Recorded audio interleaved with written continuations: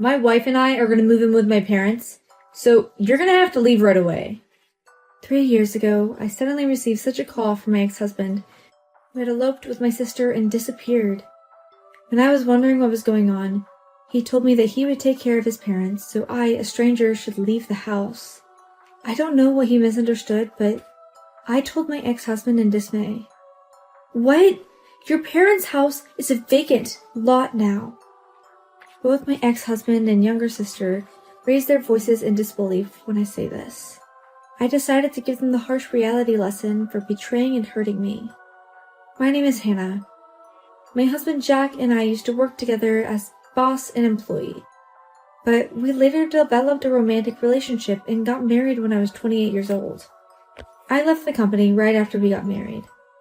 There was a rule: when a boss dates an employee in the same department and they get married, one of them has to be transferred.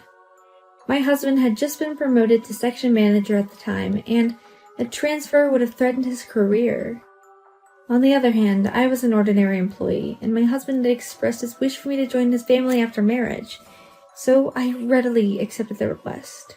I thought that if I was going to have a child, I would have to take leave anyway, so I simply thought it would be okay to start working again after having a child.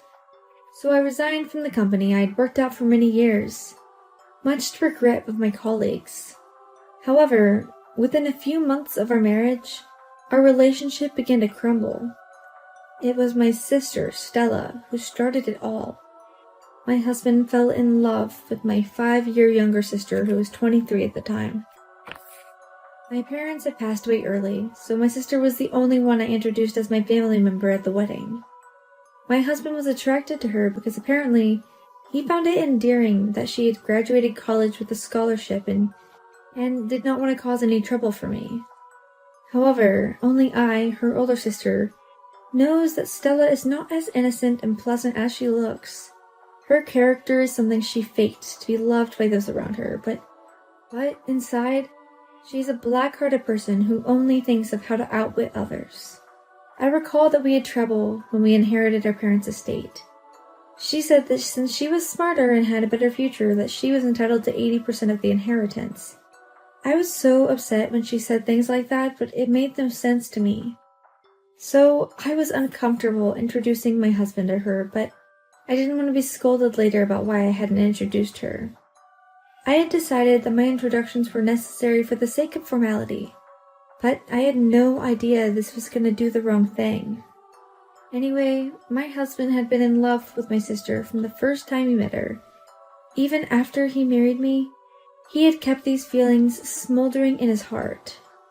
I first became aware of my husband's feelings when he suddenly told me that he was going on a business trip and he would not be able to come home for a month to 6 months at most. It wasn't strange for my husband, who is now a section manager, to go on business trips because he works in sales. That's why when I heard that, I just took it in. I mentioned over lunch with a former colleague whom I had not seen in a while since after my marriage. Then my colleague told me the truth with a questioning look on her face. She told me she knew nothing about my husband going on a business trip, but that he would be taking the week off from that day.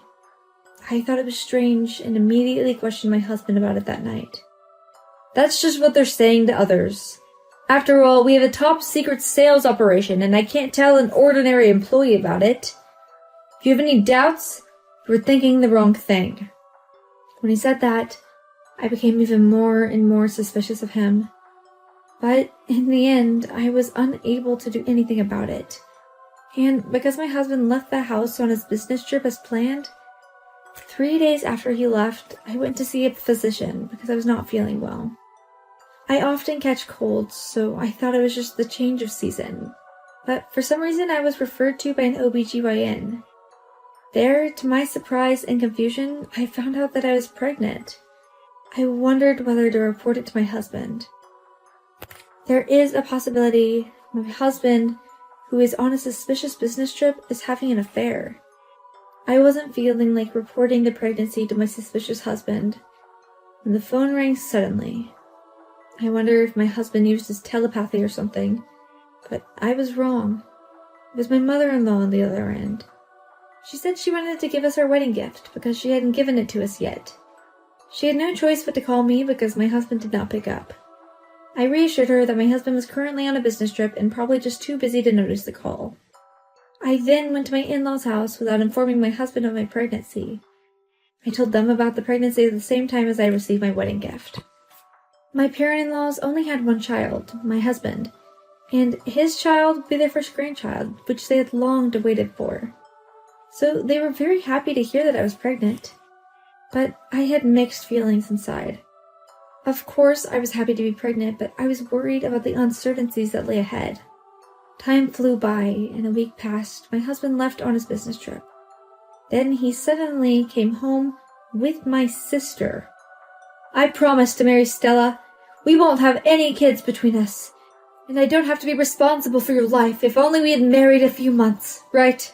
So please divorce me. I was confronted just like that, with divorce papers. I was shocked to learn the fact that my husband was connected to my sister. However, after many discussions, I could not come to an agreement. I was suffering from morning sickness and wanted to get rid of this divorce talk quickly. So I gave in and decided to accept the divorce. Of course, I demanded alimony from my sister and my husband, but I chose not to tell them about the pregnancy and not to receive any child support. I didn't want to continue to be connected with such a heartless person for child support in the future. So I decided to become independent and do my best not to put my child through a lot of hardship. 3 years later, I received an unexpected call from my ex-husband, who had not contacted me at all since the divorce was finalized. At first, I ignored the call, but he was so persistent that I picked up the phone in frustration. Then my ex-husband started saying things like this. I heard from somebody that you're living with my parents now, right? And that you gave birth to my son without telling me, right? Why didn't you tell me? I could have paid some child support for you. I wondered who in the world had told my ex-husband such a thing, and it was a former colleague. However, the information was too old, as I had little contact with her since the divorce. So I tried to tell him about my current situation with my husband. He said something more surprising. Well, I know it's sudden, but my wife and I are going to move in with my parents, so you're going to have to leave right away. My parents are getting old and need care, you know. My parents will be happier with his son and a young daughter-in-law than with you, a stranger. It was so sad for my husband's parents after I realized that their son was trying to take advantage of them. They even got down on their knees on behalf of their son, who apologized for his actions. It made me want to vomit. You know, I think you're misunderstanding something. When I started to speak, my ex-husband became silent. Perhaps noticing the change in the tone of my voice, I took a deep breath and I told the truth. Your parents' house is a vacant lot now. My husband let out a dumb-sounding what? I also heard a woman's voice that sounded like my sister, complaining that that was not what she was told. I had gone out of my way, avoiding to make things too big.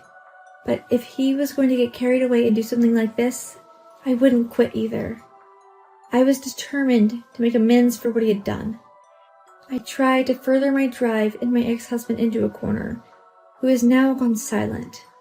You are right that I'm living in your parents' house, but now that dilapidated house has been torn down. The land has been sold, and I heard the new convenience store is going to be built there. He was obviously surprised to find out that his parents' house is gone. That's a lie. Then where do you live? He asked, voice slightly cracking. Of course, I have no obligation to tell that person where we live. However, I did briefly tell him the kind of life we were leading now. I suggested that we might as well buy a ready-built house to live in, since the two of them are getting older and need care. So now the four of us are living in a newly built house. Your parents cut ties with the two of you, right? Don't worry.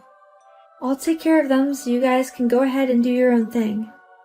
Then my ex-husband started insinuating there was no way we had the financial resources to buy a house like that and that it was all a lie.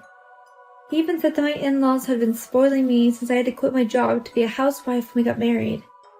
I was so angry when he said that to me, even though he didn't know anything. If you think I'm still unemployed after 3 years, you must have a very sick mind. I work full-time. They have a daycare center.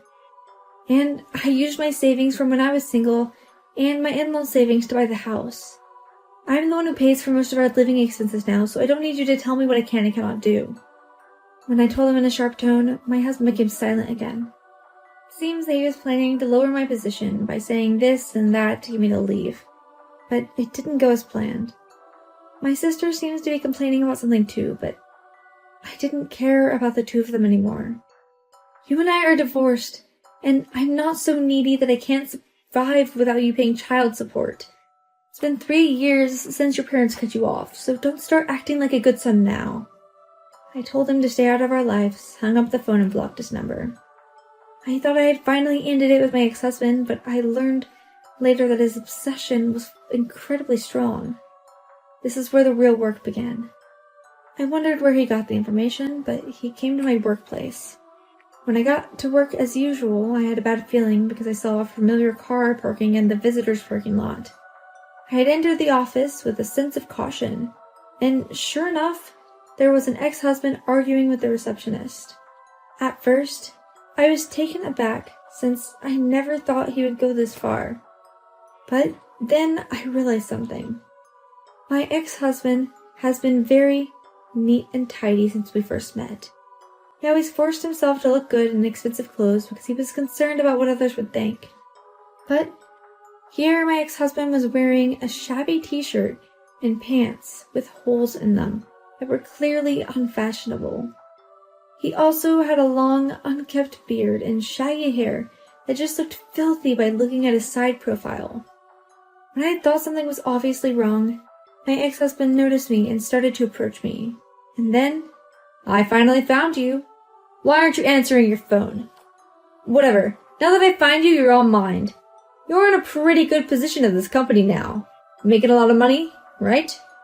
Support me and my wife. I was at a loss for words, and he went that far beyond what I expected. Only his parents know my current workplace. I didn't tell my ex-colleagues because I didn't want my ex-husband to get the information. His parents told me that they lost contact with their son, and even when he comes, they would just ignore him. This means that they used some sort of method to identify my workplace and my status, and I can feel sweat running down my back. I really didn't think he would go this far. Can you not come to my workplace? You're troubling everybody here.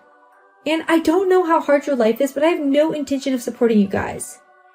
With that said, I tried to slip past my ex-husband, but he grabbed me by the wrist. Then, with bloodshot eyes, my ex-husband said, "We're family, aren't we? You're raising my kid. That's a good enough reason to live with me. And moreover, Stella, she's your only immediate family. Don't you feel sorry when you see me dressed like this?" I don't feel sorry for you even when you say things like that. You ran away from your family and you said you eloped with my sister. So what are you saying to me now? I shake off his hand and I glare at him. My ex-husband, seeing the devilish expression on his face I'd never seen before, flinched and backed away. I pulled out my phone from my bag, showed me the number, and I dialed 911. I told him if he didn't get the hell out, I was ready to call the police. Then he instantly turned blue and ran away. I apologized to the people around me. They think the reaction was slightly exaggerated with the mere mention of the police. They smiled and forgave me, saying that even though they didn't know the whole story, this time it was my ex-husband's fault, so I shouldn't worry about it. I told them that they should give him a warning if he comes to my workplace in the future, and if he didn't listen, they were free to call the police. My ex-husband stopped coming to my office and did not contact me. I was relieved that my actions turned him into the police and had worked so well. But then an unexpected incident occurred. My son is in the daycare facility right next to my workplace, and I pick him up right after school when we go home together. So today, as usual, I went to go pick up my son, where I saw many police officers creating a very serious atmosphere. I had heard the sirens of the police cars very close earlier, but I had no idea that they were in front of the daycare center. I was wondering if a suspicious person had appeared. When I realized that it was my ex-husband who was being held, I sighed. I guessed he was trying to take my son away from the daycare, claiming to be his father. However, I already warned the staff about the incident the other day, And when the police told me what happened, I felt anger towards my ex-husband because it was exactly what I had expected. I don't mind if he comes for me 100 times, but I cannot allow him to harm my workplace or my son. When I approached my ex-husband who was being held down, he looked at me with pleading eyes and tearfully said, "I just wanted to see my kid. As you can see me, I'm having a terrible life right now because of your sister's wild spending sprees. It's just not right that I'm going to get reported and arrested because I came to see my kid." What is he talking about? That was the first thought that came to me. Even though I refused, as long as he had not paid child support, he absolutely had no right to play father to my son. I think he's probably not even able to pay child support right now, and he's probably bluffing like the other day when he said he could have paid it. Anyway, I wondered to what extent of a person he was, who can't live without causing others trouble. "What you're doing is basically kidnapping, and of course they would report you if a man suddenly barged in on them, wouldn't they? Besides, Stella's extravagant spending habits are none of my business. She's your wife, so you should control her." I gave him a cold stare. My ex-husband suddenly shouted at the top of his lungs and tried to get violent, shaking off the police's restraint. Thankfully, the other police officers immediately covered for me and I was not injured. My ex-husband was arrested on the spot on charges of obstruction of justice and assault. Later, when the police talked to me, I learned about why my husband had acted in such a foolish manner. Apparently, after he divorced me and remarried my sister, she revealed her dark side and started spending money like water.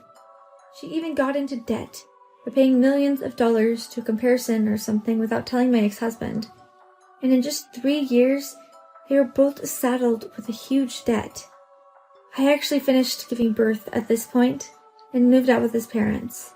I think my ex-husband must have gotten the information that they were both living together and contacted me before showing up at his parents' house, which led to this. This is when he first found out that his parents' house had been removed and that he and my sister began to have problems. They were in need of money and were thinking of relying on his parents. But their hopes were cut off and they got into a big fight. And originally, he had a detective look me up and stalked me. Then foolishly got close to my son. I was not showing any chance of giving in at all. After hearing this story, I was appalled at the same time. I thought that he deserved it. It was very nice to see him and my sister fall into the abyss after he chose my sister over me, forced his parents to clean up the mess. In the end, you could say they were punished for taking away someone's happiness. My ex-husband was later indicted and sentenced to prison after various extra charges were discovered. He was involved in some shady things that violated the law, which made clear why he acted so abnormally to the act of calling the police that time. My sister lost her friends when they talked about her behind her back that she's a criminal's wife, was now unhappy and after having an affair. And she left her job and her relationships broke down at work. She's managed to survive by working a night job, but she's of a pretty good age, so I'm not sure how long she will be able to survive. In short, both of them have no hope. But I guess it's a natural outcome for two people who have caused such a terrible mess in so many areas. When I heard that my ex-husband was in jail, I decided to sell the house that we bought and moved to a faraway place. With my in-laws, of course. I don't know when my ex-husband will get out of prison, and I'm afraid that my son will be in danger if we continue to live there. Fortunately, 10 years have passed, and now we're living peacefully without any contact from my ex-husband. My father-in-law passed away a few years ago, but my ex-husband, who was supposed to be out of prison, never showed his face, and the estate was inherited by my mother-in-law and myself. I also heard about my sister from a mutual acquaintance, but they said she can no longer make money at her night job, and now she has a cleaning job to make a living for her every day. I'm so glad everybody ended up with what they deserved.